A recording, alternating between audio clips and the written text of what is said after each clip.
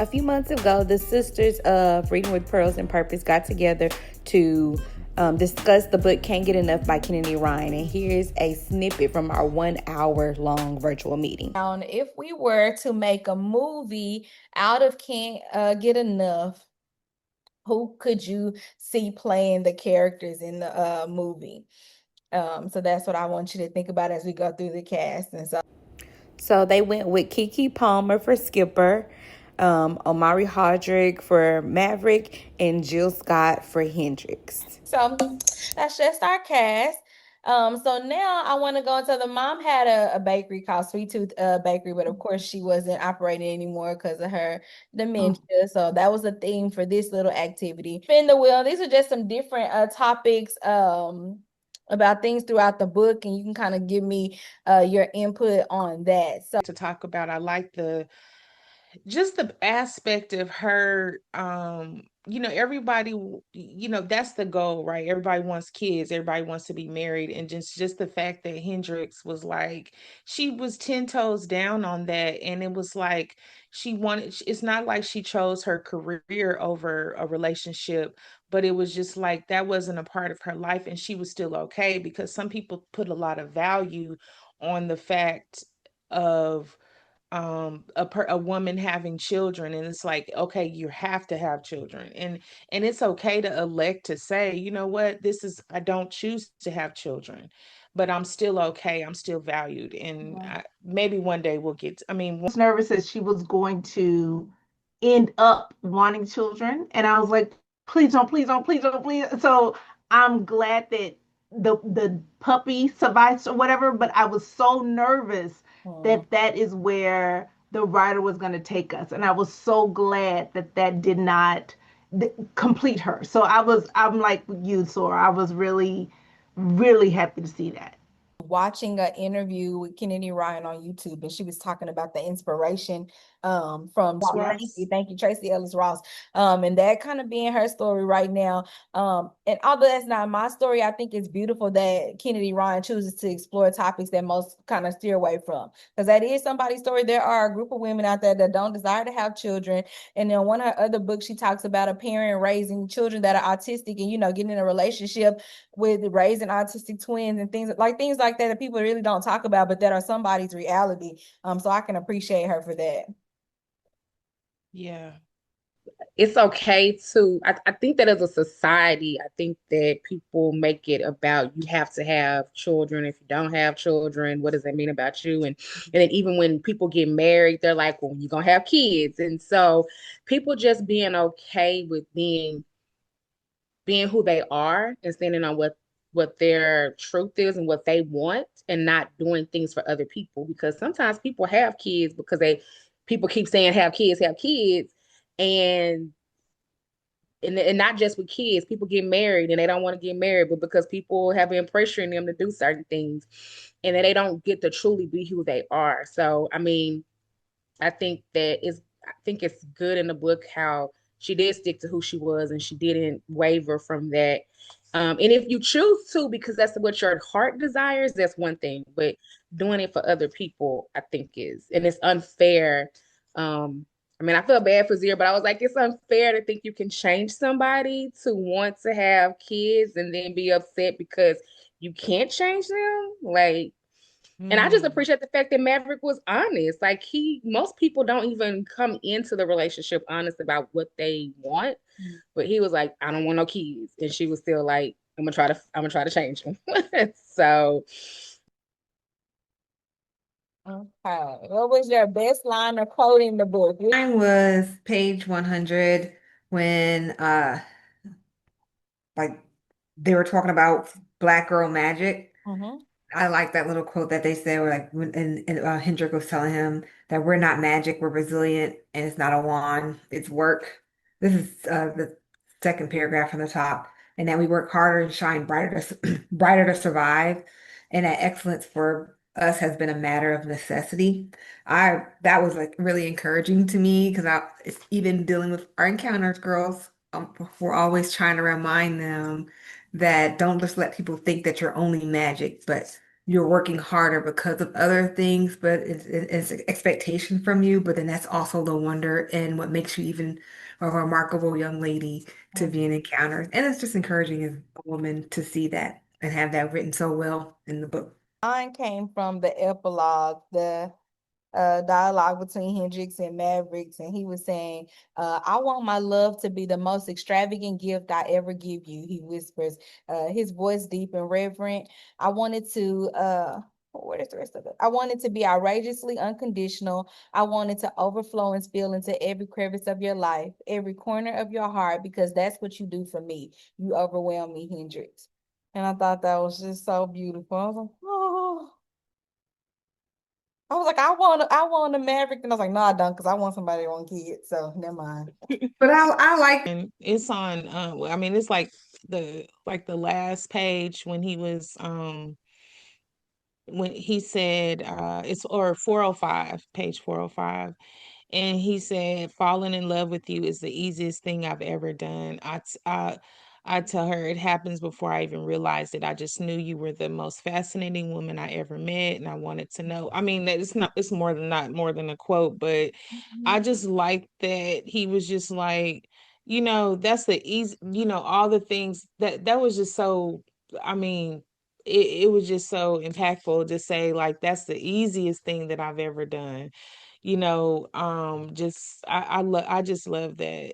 I mean, they were he was really, just someone that really pursued her, and she needed that. I mean, I know everybody deserves that, but it was like when someone really, it just lets you know that when it's really meant to be, and it's going to be easy, it's going to be effortlessly, it doesn't have to be struggle of. What was her name, the his first girlfriend, Uh-huh. when she was like, I can't, she was like, you're not even his type. And I was like, TikTok has been going crazy over that quote. There's so many different videos of people's reactions to that. So it says, was Maverick and Hendrix connection more passion or partnership at first? I think it was passion. Yeah, I think he knew as soon as he saw Yeah, her. when he Like, saw her at that yeah. at Z's party, he Mhm. was already drawn to her. It's just Yeah. from because it didn't even become anything until after that conversation Mhm. on the beach or wherever it was on the dock when he was talking to her about her mother. I think it's more passion and there was something about her aura that he needed to get to know. And he used partnership to do Mhm. that. Yeah, that was yep, his way of getting in good with her. Yes. Yeah. yeah, exactly. And I think she tried to keep it a partnership, but she couldn't help it. He Mhm. was coming on to her. He was trying to go by what she was saying, trying to keep it a partnership. But like I said, he had that passion, and she was trying to hold back, but Mhm. she couldn't. Yeah, yeah. Um, and so since we're talking about their partnership, how did y'all feel about how she went about them connecting? Did she wait too late to tell Z, or was her timing just right? Um, I posed a question on Instagram, and they were saying they didn't feel like she owed her a heads up, but not an explanation. That's what they were saying. So what? I think I was like, why did she feel, and why does she feel that she owed her anything? I mean, your business relationship and your personal life are two different things. It's not, I mean, and I kept toying with that, and I was like, does that make me like an unloyal friend? I mean, I'm like, but that's not a friend. It's like it's not like a Sora, it's not like a friend, it's not like there's no connection. Like she didn't owe her anything. I mean, all she could maybe say was, I mean, she was gonna, regardless. I just think that any way she would have sliced it, it would have the same result would have happened. That's just my I opinion. agree with that. Mhm. I'm torn because I feel like she owed a little bit of an explanation because I'm always on the side of I'm going to shun the appearance of evil. I Mm, don't need to over explain, and it's probably the people pleaser in me that's in that. But even though that there was a business relationship with them, there was still not, I would say, a solid friendship, but at least being cordial outside of business because she was invited to other things with Z, and she would have never met him had it That's what not been her connection to Z. So that's why if I were in her shoes, I would have been like, okay, this is a tough conversation to have. And this is where we met, and this is where things land. And just let her know, like, I respect her feelings about it, but you want to see where this goes. And if she did want to ask additional questions, I think she should have, which she did, I would have answered them, but I wouldn't gone into extreme details, but I would have given her at least a little bit of an explanation because you don't want that person walking away thinking, were you behind the scenes trying to talk to my person and I didn't know it all this time and you all were faking it and you just waited until we broke up. So that's why I say I would want to shun the appearance of evil. I just need to make that very clear.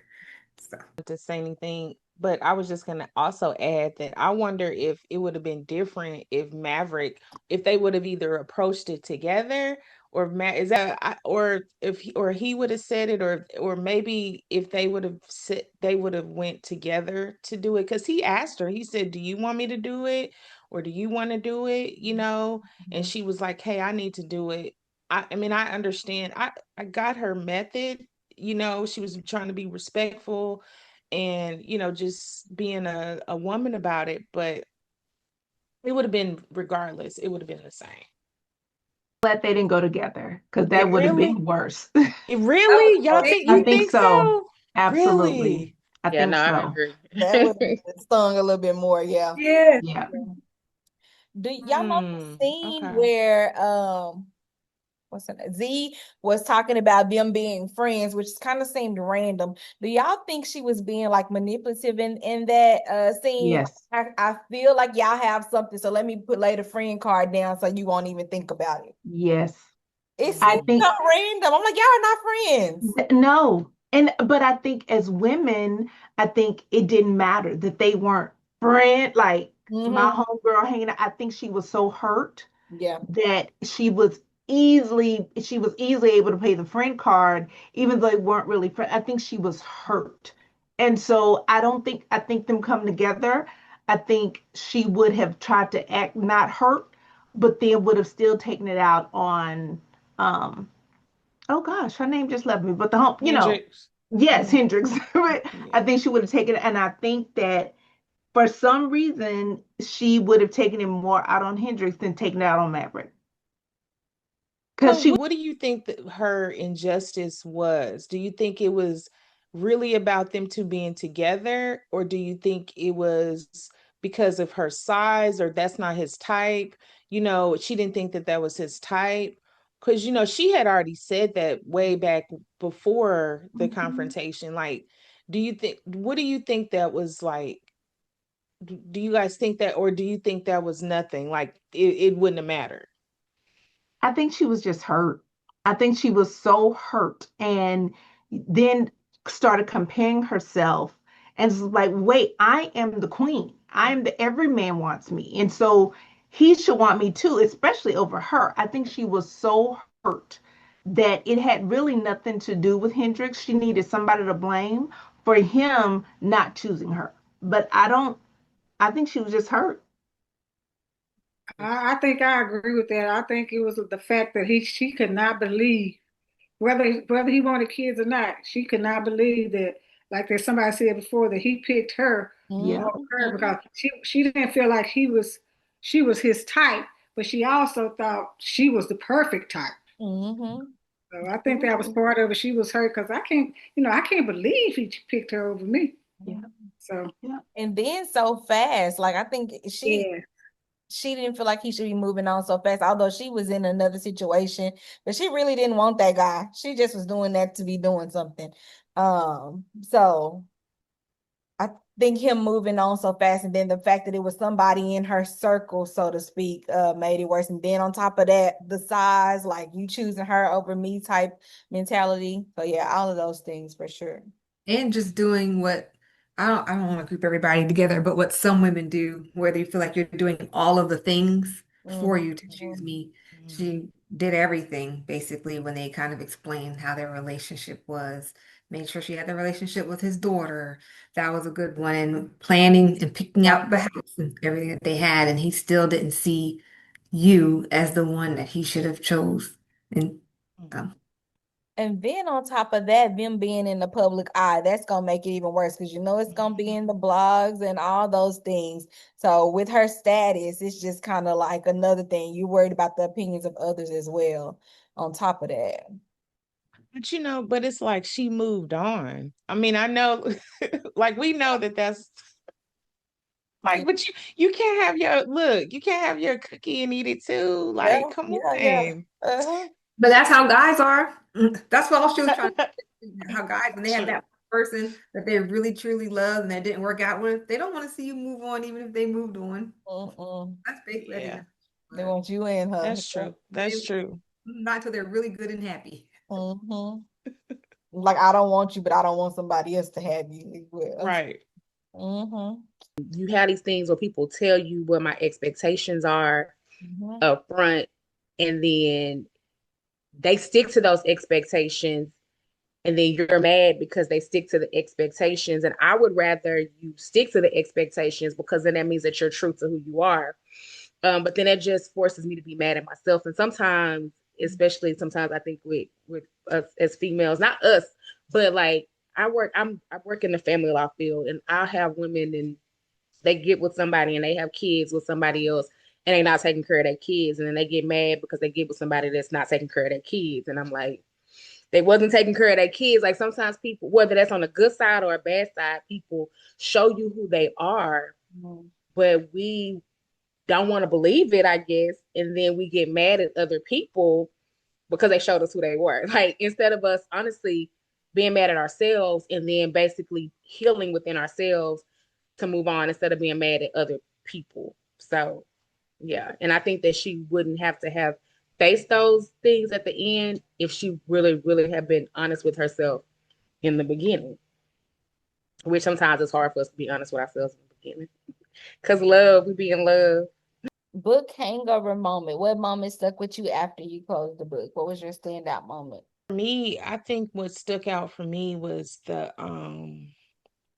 just the her loyalty to everybody, to her mother, Hmm. her like that was the theme for me. It was like her loyalty. She was an excellent daughter. You couldn't ask for a better daughter, and she was so, some people sometimes it that tears families apart and things, and it seemed like it brought them together. She was loyal to everybody. She was everybody to everyone. She was a good friend. She was um a good lover. She was a good, I mean, she was a great employer,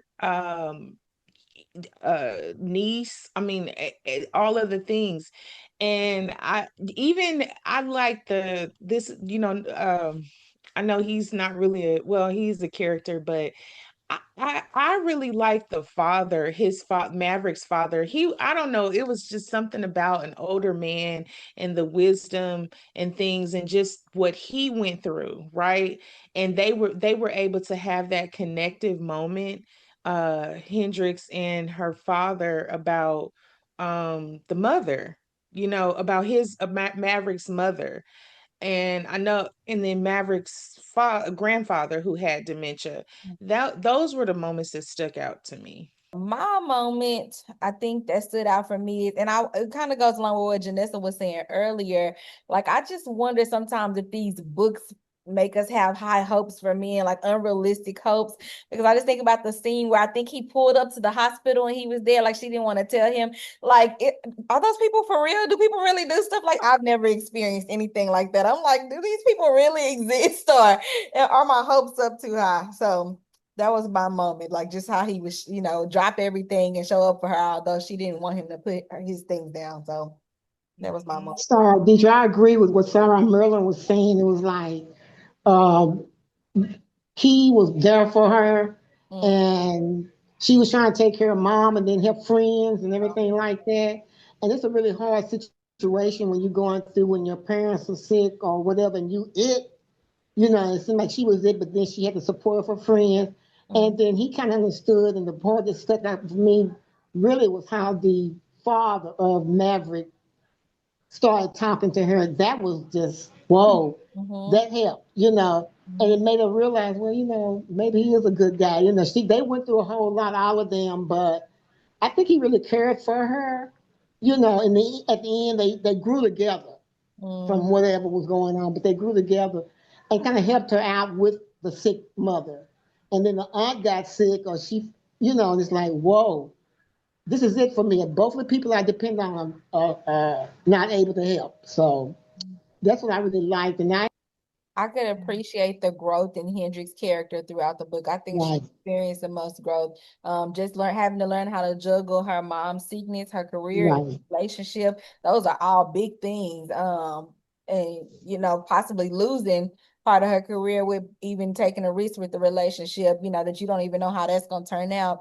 So I was just really impressed with her growth as a character throughout the book. I was too. Did y'all have any question? I know when I read, and I don't know if it's just me, but I know like when I read, I have so many questions. I want to know what happened with the trial, like the lawsuit. What happened with did the mom? Did she transition? Like what happened? Like Yeah. did they get married? I mean, like all of that stuff. I just want to. Mm-hmm. Those are like maybe it's like a clip, maybe it's not, it's more of a cliffhanger more so than a hangover for me. Yeah, I love the way that Maverick also took care of her mother and really show, I think, her when she was looking out in the garden and saw them, it because the mom had not been in the garden for so long, and then Hendrik saw them in the garden. I'm a crybaby, but Mm-hmm. y'all, I was like, oh my God, just a mess. Because I was like, that is what got her back to doing what she loved, just him being out in the garden with her. So that that That did it was for me. amazing, that part. That Yeah, scene, Yes, yeah. Mm-hmm. yeah. I agree. He That went out was, there and started helping her dig, something that the mother. yeah. Mm-hmm. So the guy was a good guy to me. I don't know. Yep. Yeah. Me too. He's like, yeah, he's definitely a book character. That's what I said. Can I not find this You person? said book, not reality. Right. Sounds good on paper. Uh-huh. I'm like, But I think Are so. there really those guys out there Yeah, my yeah, cousin there was are. making me They so are. They're funny. out there. Yeah, They are. I believe it. for the Yeah. single ladies? Okay, let yeah. me fix that. They're definitely out there. My Oh yeah. stepdad is also really nurturing. I could see him being this kind of guy as well. Yeah. It's just just society, we just don't highlight, and we know they're out there, Mm-hmm. but we don't highlight them, or they're not as sensationalized as somebody that is not. Those small little anecdotal experiences are the ones that we hear about the most that are negative, unfortunately. And we need to see more Mavericks. We need to see it. I mean, we know they're out there. Yeah. So, And I also like the friends on the private jet. Like their realness was just everything to me. Like I loved how real it's like I could hear them, the way they were like, oh, okay. It just they were acting brand new but not, so I love that because I could see them walking through the it wasn't a dispensary, but even being in Oregon and just going with the guy and talking about the cannabis and all.